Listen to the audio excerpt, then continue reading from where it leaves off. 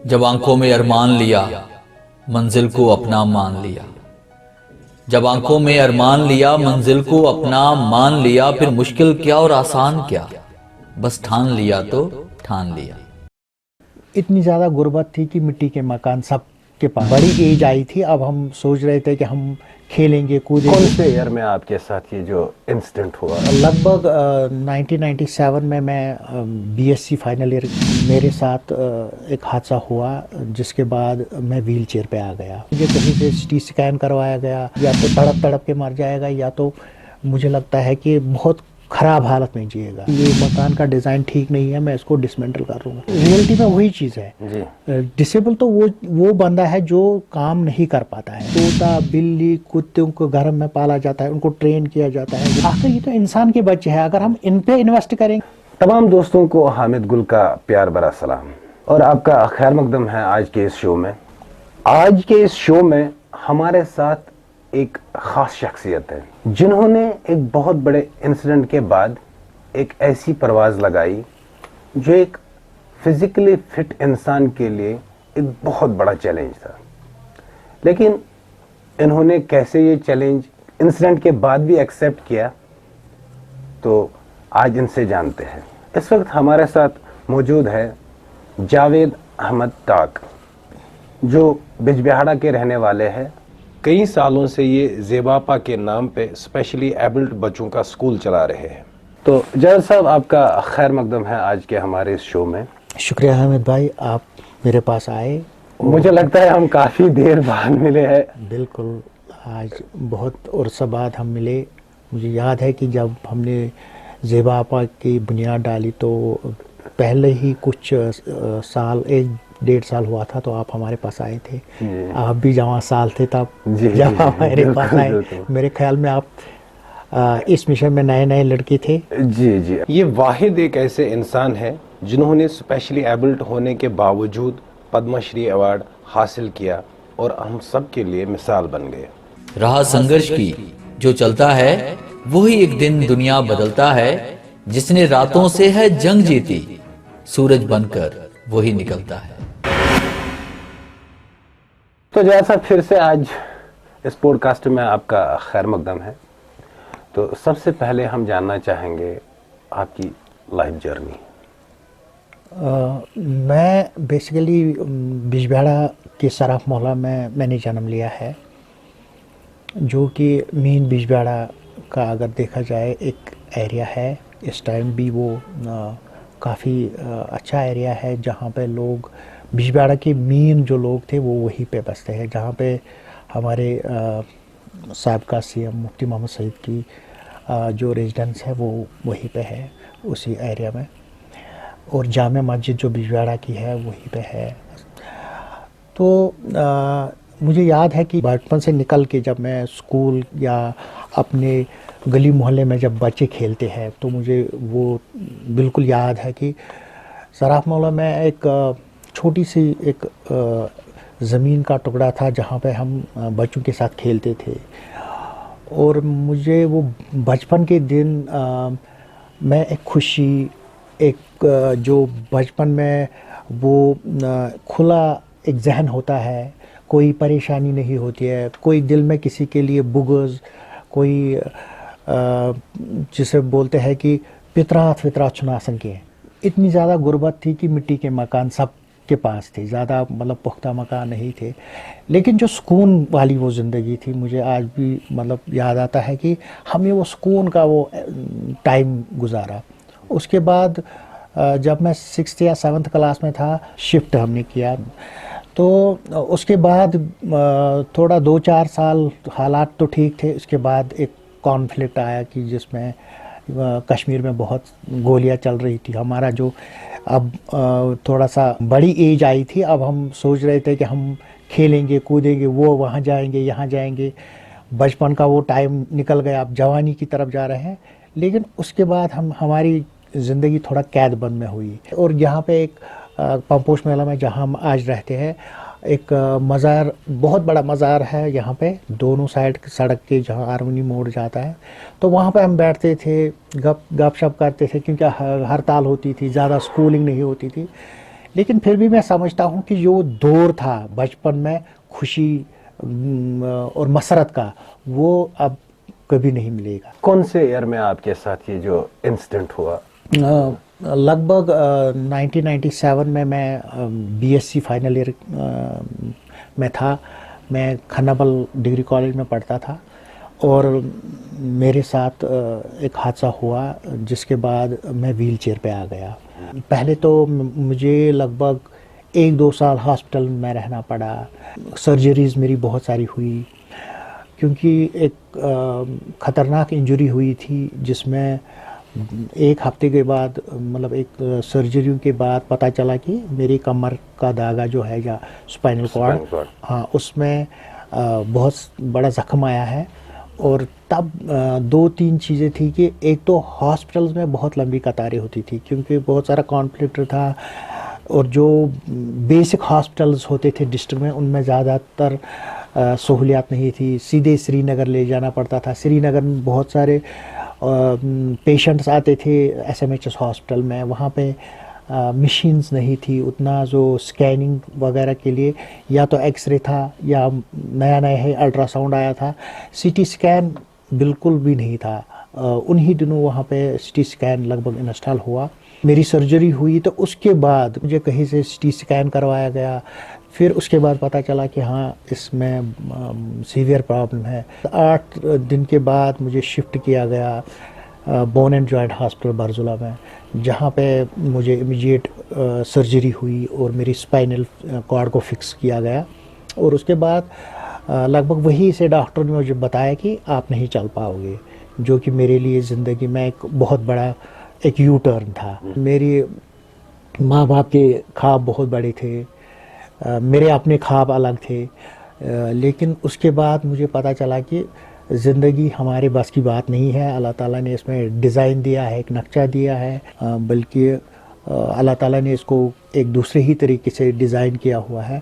और मुझे मतलब अक्सर लोग यही बोलते हैं कि आपको व्हील चेयर पर आना था डिसेबल लोगों के लिए, इन बच्चों को कौन पढ़ाता, इनके लिए कौन स्कूल बनाता, इनके लिए ये फैसिलिटीज़ नहीं आती, इनके लिए कौन आवाज़ उठाता।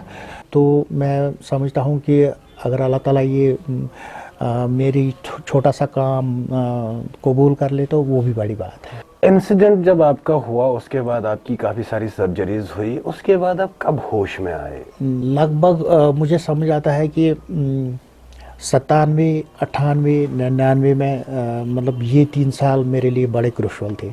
मैंने इस पर ज़्यादा ध्यान नहीं दिया था, लेकिन 6 महीने के बाद मेरे पूरे बदन में इतनी पेन हुआ करती थी, क्योंकि स्पाइनल कॉर्ड जो है ये बेसिक एक चीज़ है जो ब्रेन और पूरी बॉडी को आपस में कनेक्ट करता है, और इसकी सेंसेशन, बॉडी सेंसेशन सब कुछ स्पाइनल कॉर्ड से ही जुड़ी हुई है।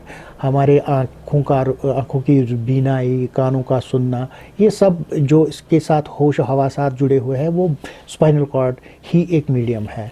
तो इसलिए जो पेन पीछे उस ज़ख्म पे हुआ करती थी वो पूरे बॉडी में, तन बदन में फैलती थी। और अगर अच्छी फैमिली हो, फैमिली सपोर्ट हो, तब इंसान जी सकता है। अगर फैमिली सपोर्ट ना हो तो इंसान या तो तड़प तड़प के मर जाएगा, या तो मुझे लगता है कि बहुत ख़राब हालत में जिएगा।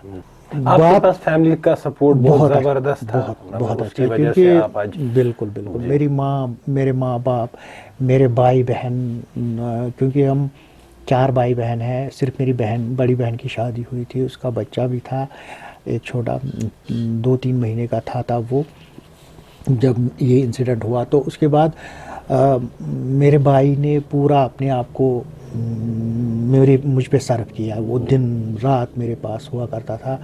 और एक दूसरी भी अहम जो मैं बात यहाँ पे कहूँगा, हमारी एक मेरे चाचा जो थे इसी मकान में रहते थे, तो उसने भी मुझे काफ़ी मॉरली सपोर्ट दिया। उनकी फैमिली ने भी मुझे काफ़ी मतलब जो नर्सिंग केयर था, क्योंकि मेरे पास बहुत सारे ज़ख्म थे टांगों में, बेड रिडन लाइफ थी, एक ही जगह बैठना था, तो उसमें ड्रेसिंग करना, तो बाकी चीज़ें दिन में मुझे पोजीशन चेंज करना, मेरे अंकल ने काफ़ी उसमें हिम्मत दिखाई, और मुझे वो सुबह शाम ड्रेसिंग करके ही अब फिर अपने काम के लिए निकलता था। ये जो आपने फिर मतलब डिसेबिलिटी का एक स्कूल खोला, स्कूल में आप स्पेशली एबल्ड बच्चों को आज पढ़ा रहे हैं, तो ये ख्याल आपको कैसे आया या आप किसी से इंस्पायर हुए?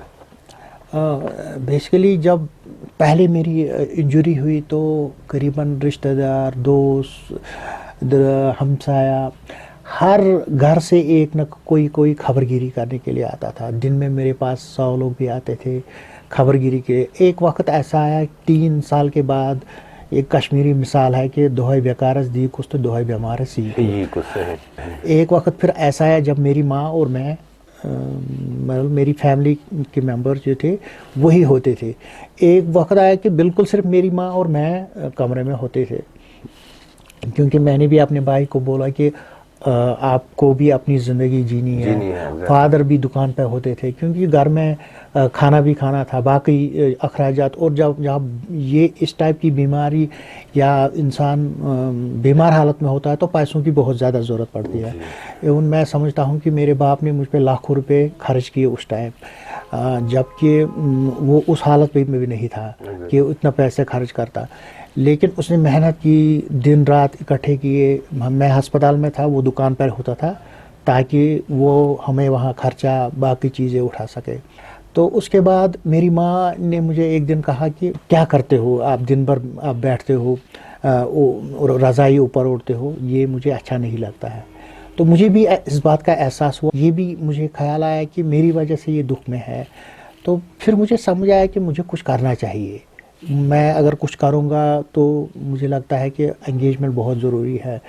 और मैं सबके लिए बोलता हूँ कि इंसान को अगर किसी भी ख़राब हालत में भी हो तो आइडल नहीं बैठना चाहिए। और जब मैंने उस टाइम अपने आप को सेल्फ असेसमेंट किया तो मेरे पास कुछ नहीं था, सिर्फ वही एजुकेशन जो मैंने हासिल की थी, मैंने उसको इस्तेमाल करने के लिए अपनी माँ को बोला कि आज मंडे है और बच्चे खेल रहे हैं बाहर, इसका मतलब वो स्कूल नहीं जाते हैं, क्यों ना मैं बच्चों को पढ़ाऊँ मेरे पास है।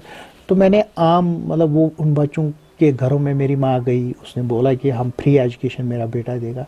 मैंने बेड पे फ्री ट्यूशन स्टार्ट किए, खासकर गरीब बच्चों के। लेकिन मैंने खुद अपने बेड से एक किस्म का मुझे एक ख्याल आया कि जब इंसान सेहतमंद होता है तो वो अपने माँ बाप को भी नहीं बोलता है कि मैं कहाँ जाऊँगा। लेकिन जब सेहत बिगड़ जाता है तो हर फ़र्द की ज़रूरत पड़ती है। मैं अपने भाई को कभी बाथरूम साथ लेता था, कभी मुझे उठा के अपनी बहन वॉशरूम लेती थी, माँ लेती थी। तो मुझे इस डिसेबिलिटी का एक एहसास हुआ कि डिसेबिलिटी आखिर एक कितनी परेशानी लाती है।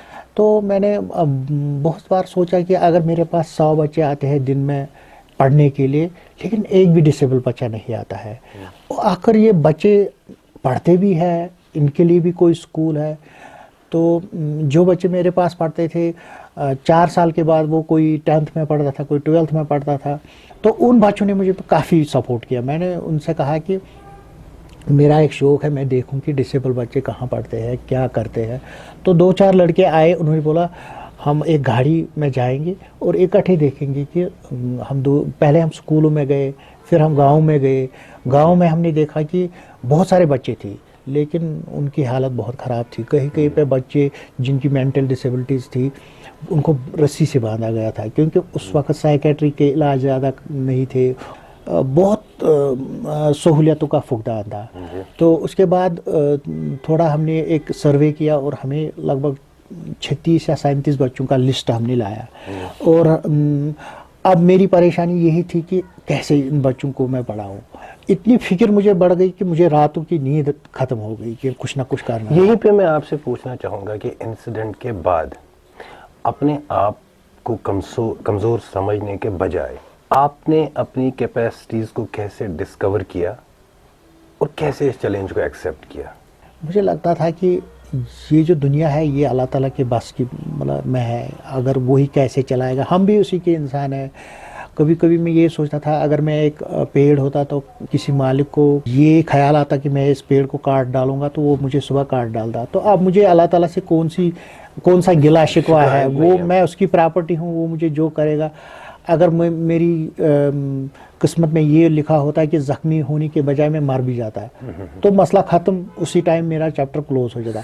अब जो इस ज़िंदगी में मैं आया तो मुझे इतना भी गमगीन नहीं होना चाहिए कि जितना मैं अपनी फैमिली को भी परेशान करूंगा, अपने बाकी लोगों को भी परेशान करूंगा। हालांकि डिसेबिलिटी सेक्टर के साथ में जुड़ा नहीं था मुझे, क्योंकि कुछ लोग हैं जो बचपन से ही मतलब जन्म लेते हैं डिसेबिलिटी के साथ। मेरी कुछ अलग स्टोरी थी। मैंने अगर कभी कभी इंसिडेंटली बिल्कुल, अगर मैंने कभी डिसेबल लोगों को बाहर देखा भी होगा तो मैंने इतना ख्याल नहीं किया होगा, मैंने उनके साथ बात भी नहीं की होगी। लेकिन इस इंसिडेंट के बाद मुझे सिर्फ यही ख्याल आता था कि अगर मैं किसी का मकान होता तो ये मकान का डिज़ाइन ठीक नहीं है, मैं इसको डिसमेंटल कर दूंगा। जो आप कह रहे हैं ऐसी सोच को अपने अंदर डेवलप करना, ये एक बहुत बड़ी बात है जी। मुझे हर किसी का सपोर्ट मिला, मैं किस किस का नाम लूँ, किस किस का नाम बोलूँ, हर किसी का सपोर्ट मिला। लेकिन अनफॉर्चुनेटली जब मैं बेड पे आ गया तो मुझे लगा कि किसी पर्पज़ के लिए मुझे यहाँ बिठाया गया है। तो जो बाद में जाके मुझे पता चला कि नहीं, मुझे यही काम करना था, अल्लाह ताला को मुझे यही काम लेना था। शुक्र अल्हम्दुलिल्लाह कि ये भी सही बात है, अगर मेरी डिसेबिलिटी नहीं होती शायद मैं महीने 2 महीने साल के बाद ठीक होता तो मैं फिर से इस मिशन को छोड़ के किसी और तरीके से कहीं पे और जाता। क्योंकि मेरी माँ का बहुत एक बचपन से ही शौक़ था कि मैं डॉक्टर बनूं और मेरा एडमिशन भी हुआ था। मैंने बहुत सारे किस्से सुने हैं कि एक किस्सा मैंने ये भी सुना है कि जब अल्लाह ताला किसी को इज़्ज़त देता है, शोहरत, दौलत, कोई अच्छा मुकाम देता है तो कभी कभी ये बंदा पकड़ने के लिए तैयार नहीं होता है और उसके लिए कभी कभी इसको या तो कोई सज़ा भी लेनी पड़ती है, उसके बाद लेना पड़ता है। पहले मुझे इस डिसेबिलिटी को एक्सेप्ट करने के लिए कहा गया, मुझे एक डिसेबल बनाया गया ताकि मैं बाकी डिसेबल लोगों की परेशानी को समझूं, उनके साथ पूरा मिलूं, जहनी जिस्मानी मिलूं। तो वो मेल मिलाप हो गया, तो उसके बाद ही मैंने ये थोड़ा सा काम स्टार्ट किया। तो कौन से ईयर में आपने ये स्कूल जो है स्टार्ट किया था? 2004 में मैंने पहले इस चीज़ को मतलब फॉर्मली कहा कि मुझे ये करना चाहिए। 2004 में मुझे याद है जब हमने वो सर्वे किया और 2005 के मार्च से हमने एक सेंटर, छोटा सा एक कमरा म्यूनसिपल कमेटी बिजबिहारा की यहाँ पे एक बिल्डिंग है उसमें हमने लिया, जहाँ से 2-4 बच्चियाँ जो लोकल की थी, जबलीपोरा, ज़रपारा, ये तो लोकल ही एरिया था, तो उनको हमने लाया और उनसे हमने स्टार्ट किया। दोनों बच्चियाँ वो ब्लाइंड थी और कुछ बच्चे थे, 2 बच्चे जिनकी जहनी माजूरियत भी थी, दानिश जो अनंतनाग से आता था जिसकी हाथों में प्रॉब्लम थी, और 2-4 बच्चे जो थे जिनके माँ बाप ने बोला कि हम इनको लाएंगे खुद क्योंकि दूर से थोड़ा आना था। तो 7-8 बच्चों से हमने स्टार्ट किया। घर में भी इनका बड़ा ध्यान रखना पड़ता है। क्या आपको पेरेंट्स की तरफ से पहले ही कोऑपरेशन मिली या उसके लिए भी आपको सफ़र करना पड़ा? उस वक्त तो मतलब हम पे तनकीद हुआ, किसी ने बोला कि अब इन्होंने नया ही कारोबार स्टार्ट किया, इनको पैसे जमा करने हैं, वो चीज़ करनी है। और सबसे बड़ी परेशानी ये थी कि माँ बाप जिनके पास ये डिसेबल बच्चे थे वो भी कहते थे कि ये पढ़ के क्या करेंगे, ये नहीं पढ़ पाएंगे, इनको स्कूल वालों ने ड्रॉप आउट किया है, ये क्या। कुछ मतलब 10 में से 1 बच्चे का माँ बाप या भाई बहन ऐसा सोचते थे कि नहीं कुछ होगा। 90% तो हमारे पास ये होता था कि ये कारोबार है, ये इसमें कुछ नहीं होगा, इससे क्या हो जाएगा, बच्चे क्या पढ़ पाएंगे, इनमें कौन सी फिर ये डिसेबल नहीं होते। आपके पास 2 बच्चे हैं, आप एक को अच्छी परवरिश दोगे, एक को आप सुबह छोड़ेंगे, वो बाहर जाएगा, जहाँ उसको मर्जी वहाँ जाएगा, आप 4 दिन के बाद देखेंगे उस बच्चे में बिहेवियर इशू होगा, वो हर किसी के साथ मतलब गलत से पेश आएगा, वो नालियों में खेलेगा, जानवरों के साथ खेलेगा, वो बाहर जाके अनक्लीन रहेगा, वो अपना ध्यान नहीं रखेगा, वो किसी भी सिगरेट नोशी या किसी ऐसे चीज़ में मुलविस हो जाएगा। ये तो सीधी सी बात है। अक्सर ही होता है कि शायद ये इंसान नहीं है, अब इनको खुला छोड़ दे के, और वक्त ऐसा आ जाता है कि इनको पागल नाम से पुकारते हैं या बोलते हैं कि ये इसको मारता है, ये इसको मारता है।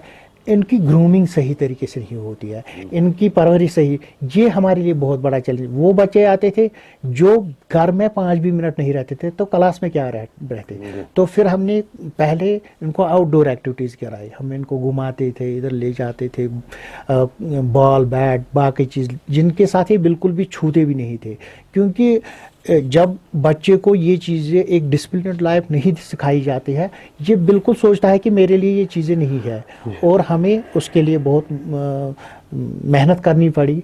हमने उनके बिहेवियर पे पहले काम किया ताकि एक जगह बैठे, फिर हमने देखा कि कौन एजुकेबल है, उनको एजुकेशन स्टार्ट की।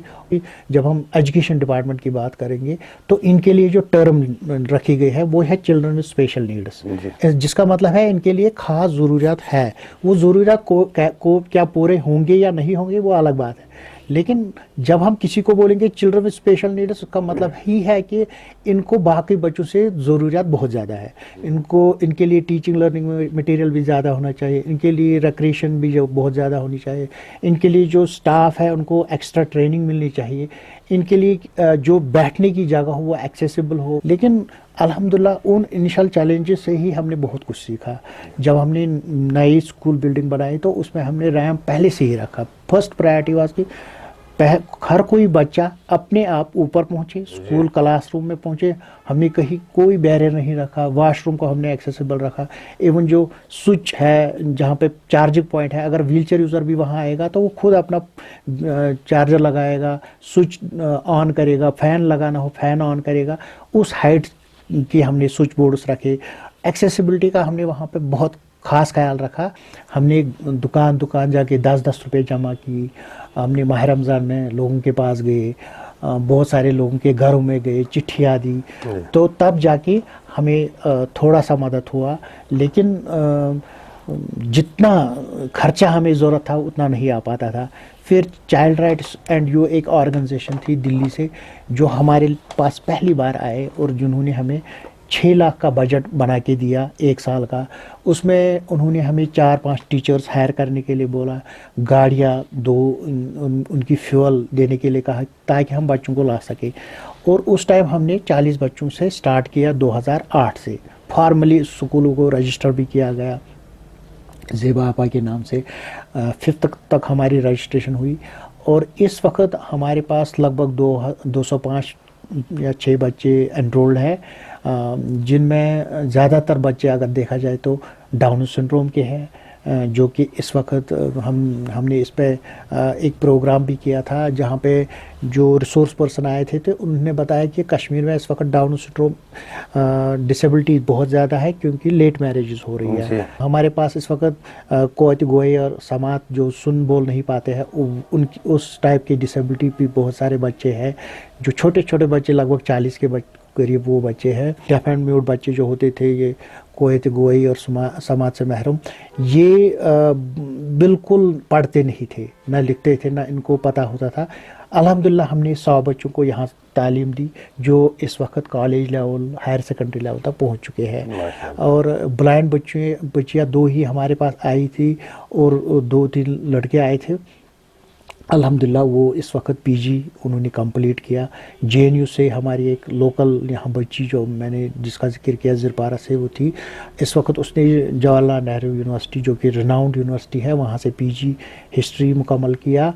और यासिर एक बच्चा जो ब्रेल सीखने के लिए जिसकी डिसेबिलिटी 9वीं जमात में हुई थी वो ड्रॉप आउट था, हमने उसको ब्रेल सिखाया, फिर देहरादून ट्रेनिंग के लिए भेजा। इस वक्त उसने भी पीजी कंप्लीट किया दिल्ली यूनिवर्सिटी से। साइमा यहाँ पे एक लड़की थी वो भी कंप्लीट ब्लाइंड थी, अल्हम्दुलिल्लाह उसने भी डिस्टेंस मोड में पीजी साइकोलॉजी किया। ये वो इन बच्चों की मैं जिक्र करता हूँ जिनको हमने डे 1 से तालीम हासिल की करवाई, 8वीं तक उन्होंने हमारे स्कूल से पास किया। फिर हमने उनको हायर सेकेंडरी भेजा, वहाँ पे भी जब उनको किसी हेल्पर की ज़रूरत होती है, एग्ज़ाम में कुछ ऐसी चीज़ों की ज़रूरत होती है, एडवोकेसी हम ही करते हैं बाद। लेकिन अल्हम्दुलिल्लाह जो डेफ बच्चियाँ थी जो कि हाल ही में 7 बच्चे लड़के और लड़कियों ने 12th का एग्ज़ाम पास किया, हर किसी के पास फर्स्ट डिवीज़न है। और मसला इस वक्त यही है कि हायर एजुकेशन में कॉलेजेस में साइन लैंग्वेज इंटरप्रेटर नहीं है, और उनको मतलब बदकिस्मती के साथ में कहूँगा कि उनको इग्नो से अब एडमिशन लेना पड़ा। कोई कोई ITI भी कर रहे हैं। लगभग हमने डायरेक्टली 600 बच्चों के साथ आज तक इंटरवेंशन किया जिन्होंने हमारे स्कूल में पढ़ा, यहाँ से इज़्ज़त के साथ पास आउट हुए। और कुछ बच्चे ऐसे थे जो एजुकेबल नहीं थे, जिन्होंने 8वीं तक पढ़ा, 10वीं तक पढ़ा ड्यू टू मेंटल डिसेबिलिटीज। अल्हम्दुलिल्लाह वो या तो कोई दुकान घर में चलाता है या तो कोई काम करता, जो पहले घर से भागते थे, जिनको यही कहा जाता था कि ये पागल है, इनको, जबकि जिंदगी में मैंने देखा लोगों के लिए इस दुनिया में बेकार ही बेकार, बिल्कुल वो समझते थे कि ये बेकार है। और कुछ की शादियां हो गई, उनके घर बस गए।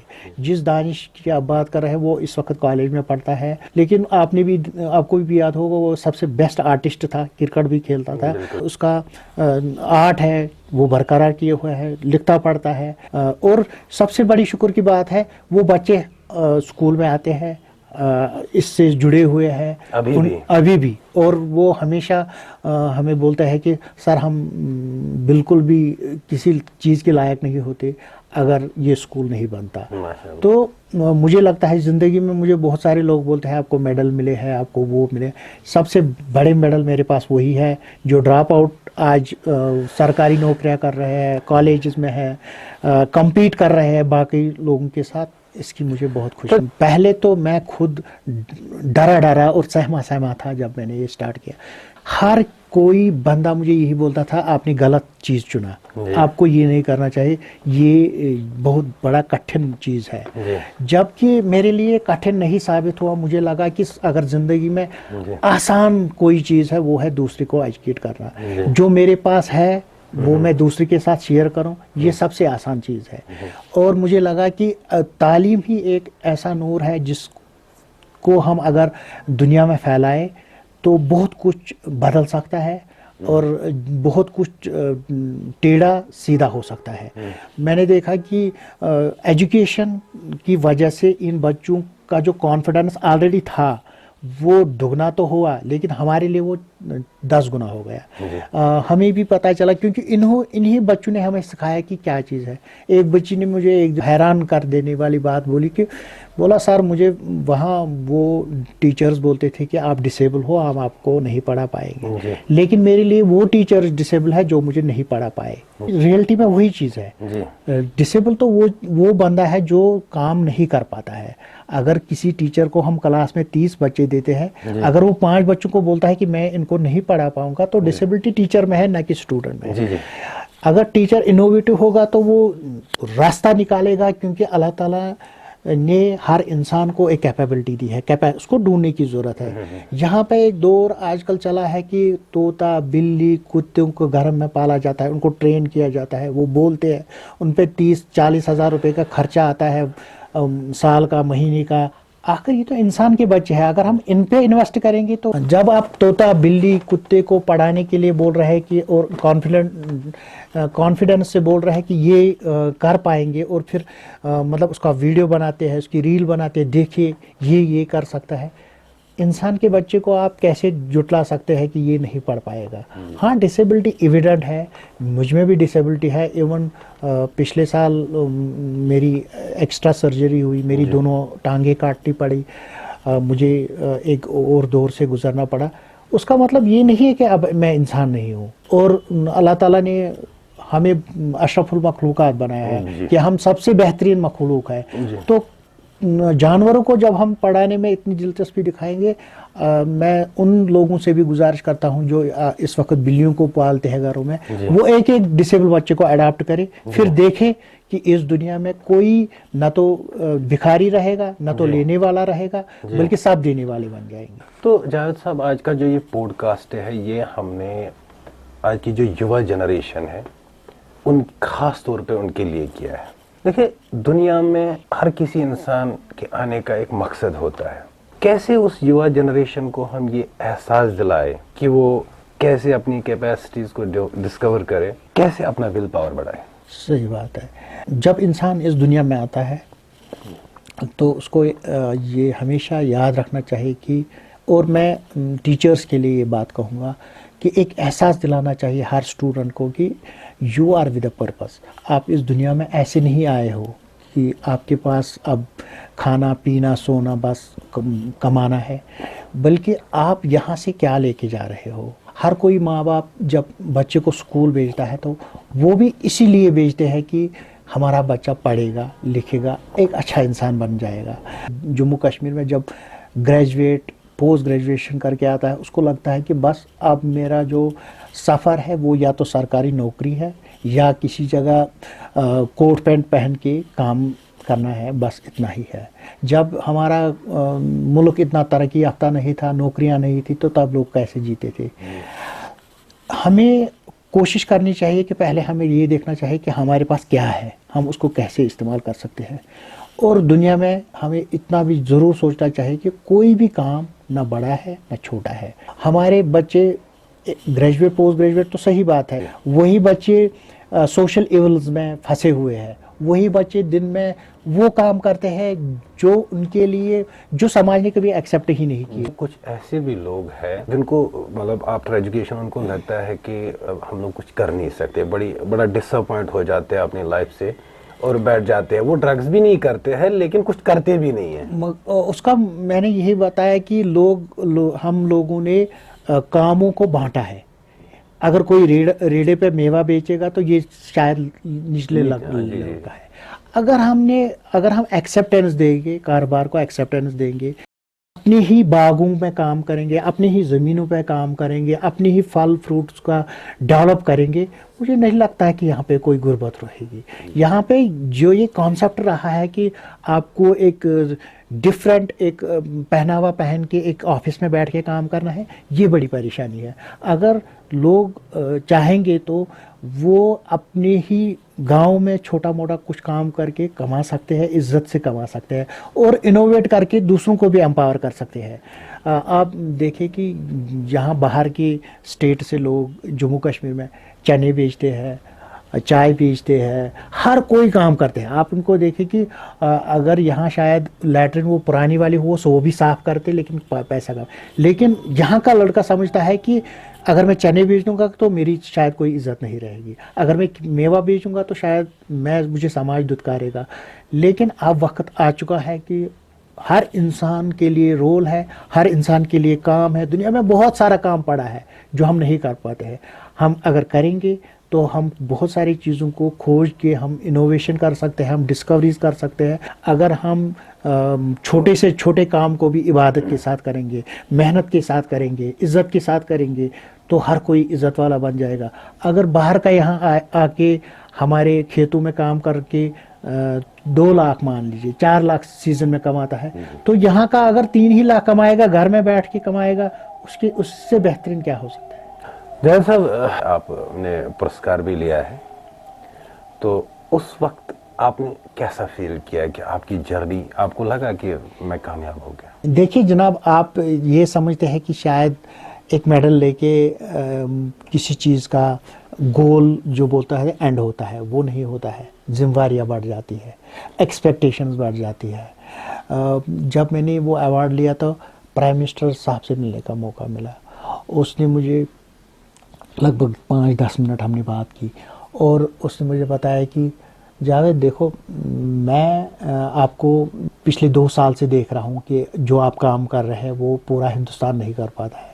आप एक उन डिसेबल बच्चों को एम्पावर कर रहे हैं। तो उससे मुझे यही लगा कि अवार्ड लेने के बाद कि मेरी जिम्मेवारी बहुत बढ़ गई है, मेरे लिए एक्सपेक्टेशन लोगों के बहुत ज़्यादा बढ़ गए और हुआ भी, मतलब हिम्मत मिलती है। वो ये है कि जब आपको प्रेसिडेंट ऑफ इंडिया जो हाईएस्ट सीट है इंडिया में, वहाँ पे अवार्ड मिलता है तो ऐसा एहसास हो जाता है कि नहीं, मैं गलत काम नहीं कर रहा हूँ, मैं ठीक जा रहा हूँ। बाकी तो ये सफ़र का एक माइलस्टोन है, इसमें तो सफ़र अभी बाकी है।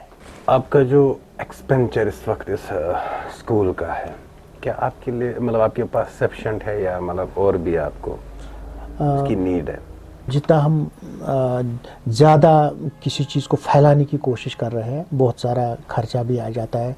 एक वक्त था कि हम 30-35 बच्चों को पढ़ाते थे और हम कोशिश कर रहे थे कि कम बजट पे हम बच्चों को पढ़ाएं, लेकिन डे बाई डे हम देख रहे हैं कि उस वक्त 40 रुपये पेट्रोल का 1 लीटर आता था, इस वक्त 110 रुपये तक लीटर आता है। गाड़ियों की मेंटेनेंस, टीचर्स को अगर हम ऑनररी देते थे उस वक्त 5,000 तो उसमें एक वैल्यू था, इस वक्त 10-15 हज़ार भी देते हैं तो उसमें वैल्यू कम है। हम हर किसी शोबे में देखते हैं कि अगर कोई केयर टेकर है तो वो जितना इन बच्चों का ख्याल करता है, कम से कम वो मिनिमम वेजेस पे काम करे, 200-300 उसका दिन भर के वेजेस हो। अगर हमारा ड्राइवर है तो वो सुबह 7 बजे स्टार्ट करता है, शाम को 7 बजे वापस घर पहुंचता है, तो उसके लिए भी ऐसी बात ना हो कि अपने बच्चे उसके सफ़र करें। तो हमें लगभग 200 बच्चों पे इस वक्त 10 लाख रुपए का खर्चा आता है महीने का, जिसमें टीचर्स, ड्राइवर्स, 30 बंदे उनके साथ काम करते हैं। अजीम प्रेमजी फाउंडेशन एक ऑर्गेनाइजेशन है बेंगलोर से, जो हमें लगभग 70% इसका खर्चा देते हैं। 30% हमें यही माह रमज़ान पे डोनेशंस, लोगों से कभी कभी हम लेते हैं डोनेशन या इनको रिक्वेस्ट करते हैं कि हमारे लिए ये चीज़ बाकी है। हाल ही में हमने अपनी स्कूल के ग्राउंड की दीवारबंदी की, उसमें 10 लाख रुपए खर्चा है, क्योंकि जब हम देखते हैं कि इन बच्चों के लिए की सेफ्टी और सिक्योरिटी पे कोई भी कॉम्प्रोमाइज़ नहीं हो सकते, ये पहले से ही एक रिस्क में है। अगर इनके लिए सेफ एनवायरनमेंट ना हो तो बड़ी परेशानी हो जाती है। इसलिए मुझे लगता है कि इसमें अल्लाह ताला का ही एक फजल है कि ये चलता है, लेकिन बहुत सारा हमें डोनेशन ड्राइव लगाने पड़ते हैं और लोगों का भी अब साथ बहुत अच्छा है, पहले से तो बहुत अच्छा है, क्योंकि अब तो लगभग इस डिस्ट्रिक्ट में, साउथ कश्मीर के चारों डिस्ट्रिक्ट में हम काम करते हैं, तो लोग हमें मतलब एक्सेप्ट एज एन ऑर्गेनाइजेशन करते हैं कि ये ठीक काम कर रहे हैं। लेकिन जो हमें बाहर मांगना पड़ता है, अगर हमें वो ना मांगना पड़े और हमें कोई सपोर्ट मिले वो बेहतर था। कभी कभी इन बच्चों को एहसास होता है शायद हमारे लिए पैसे मांगे जाते हैं, तो अगर ऐसा कुछ होता कि हमारे पास दूसरा कोई डोनर ऐसा आता कि इन बच्चों को डिग्निफाइडली हम एजुकेशन दे, जिसके लिए हमें किसी से पैसे ना मांगने पड़े, बल्कि जो इनकी नीड्स है वो फुलफिल हो जाए। बाकी हमने ये नो लॉस नो गेन पे रखा है। जितने भी लोग वहाँ पे काम कर रहे हैं, छोटा बड़ा तनख्वाह तो वो लेते हैं, लेकिन मैंने अपने लिए सिर्फ ये रखा है कि मैं मार के थोड़ा ज़िंदा रहूं, और जो मेरी डिसेबिलिटी है उसका मुझे गिला ना रहे कि मैं डिसेबल हुआ, कि मैं खुद डोनर हूँ अपनी ऑर्गेनाइजेशन का। मैं डोनेट करता हूँ, अब जितना भी मुझसे हो पाता है मैं देता हूँ अपने इंस्टीट्यूशन के लिए, क्योंकि मुझे पता है कि मैं तो ज़कात का पैसा जमा करता हूँ, लेकिन जो टीचर है उसके लिए वो हलाल कमाई है, उस हलाल कमाई में वो बहुत सेटिस्फाई भी है। लेकिन अब मैन पावर भी बहुत ज़रूरत है, रोज़ बरोज़ मेंटेनेंस भी आती है हमें। हाल ही में मैं एक छोटी सी मिसाल दूं कि हमें JK बैंक ने एक गाड़ी दे दी, जिसको उन्होंने गाड़ी दी ना, उन्होंने ड्राइवर नहीं दिया, उन्होंने फ्यूल नहीं दिया, वो चीज़ें हमें अरेंज करनी पड़ती। इसलिए हमने बच्चों से भी थोड़ा कंट्रीब्यूशन रखा है। अगर बच्चे का हमने एक प्रेस्क्राइब्ड फीस रखा है, जो हमने डिपार्टमेंट ऑफ एजुकेशन को भी एक कॉपी दी हुई है कि बच्चे का फीस 2000 होना चाहिए, लेकिन बच्चा 200 देता है, 100 देता है एज ए कंट्रीब्यूशन, जिसमें वो फीस नहीं बांधे। प्रेस्क्राइब्ड फीस के हिसाब से वो 10% देता है या 5% देता है, लेकिन एक कंट्रीब्यूशन होने के तब भी हमें बहुत अभी ज़रूरत है, क्योंकि रोज़ बरोज़ एक तो राइजिंग प्राइसेस भी बहुत है, और दूसरी बात कि नीड्स बहुत ज़्यादा आती है। कभी कभी हमें बच्चे के लिए ऐसा भी कोई चीज़ लाना पड़ता है जो कि आम यहाँ पे बाज़ारों में नहीं मिलता है, बाहर से मिलना मतलब लाना पड़ता है। कभी कभी हमें बच्चे के लिए ऑर्थोपेडिक लिम्ब या कोई चीज़, हेयरिंग एड ऐसा लाना पड़ता है जो कि बहुत कीमती भी होता है, लेकिन हम कोशिश करते हैं कि वो चीज़ हम ला सके। तो इसलिए बजट की बहुत मतलब कमी है और उसमें बढ़ाना होना बहुत ज़रूरी है। तो नाजरीन, आपने सुना जो है जावेद अहमद टाक साहब जो अपने स्कूल के बारे में बात कर रहे थे। तो हमें चाहिए मतलब ऐसे इंस्टीट्यूशंस को हम सपोर्ट करें, ताकि हमारे बच्चों को भी कभी ये ना लगे कि हमारे लिए भीख मांगी जा रही है। हमें उस तरह से देना चाहिए ताकि उनको लगे कि हम घर के पैसों पे ही अपनी एजुकेशन हासिल कर रहे हैं। तो जावेद साहब बहुत बहुत शुक्रिया आज की कन्वर्सेशन के लिए।